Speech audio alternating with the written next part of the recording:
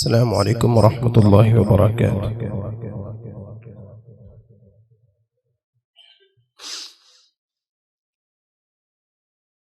أعوذ بالله من الشيطان الرجيم.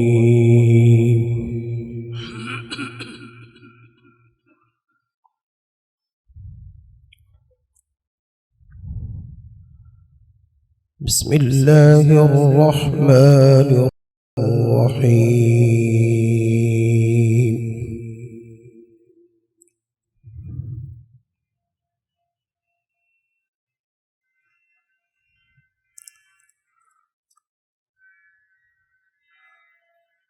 إن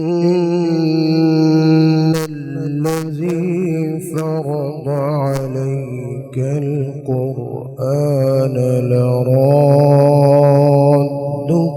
إلى معاد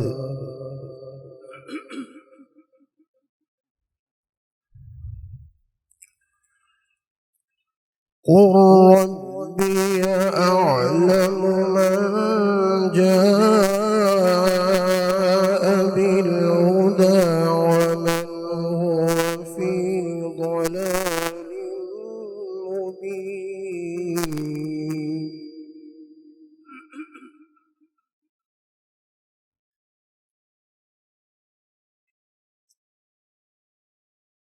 إن الذي فرض عليك القرآن لرادك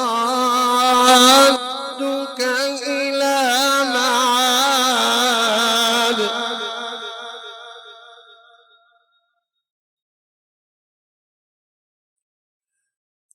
ربي أعلم من جاء بالهدى ومن هو في ضلال مبين.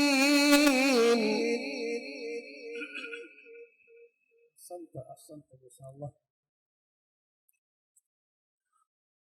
وما كنت ترجو أن يلقى إليك الكتاب إلا رحمة من ربك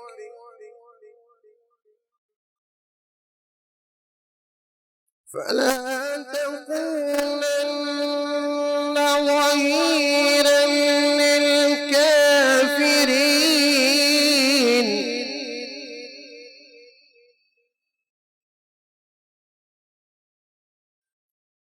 وما كنت ترجو أن يلقى إليك الكتاب إلا رحمة من ربك فلا تكونن ظهيرا للكافرين.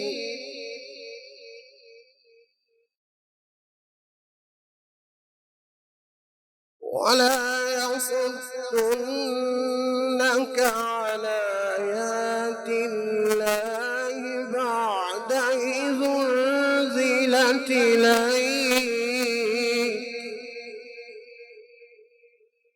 وادع إلى ربك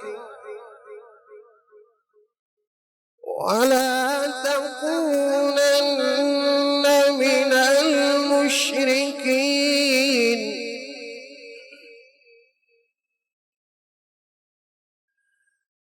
ولا تدع مع الله إلها آخر لا إله إلا هو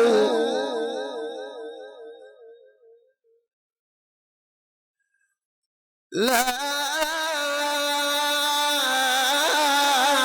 إله إلا هو كل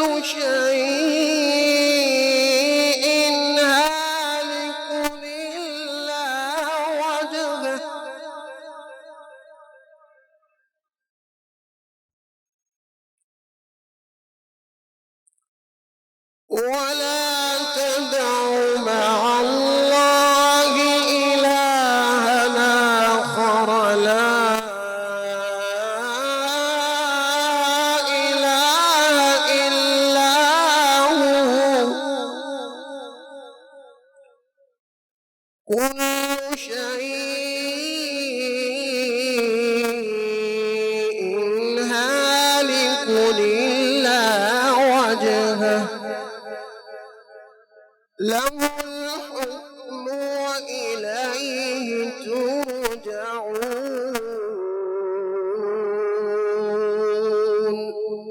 صدق الله العظيم اللہ بارک فیک ماشاءاللہ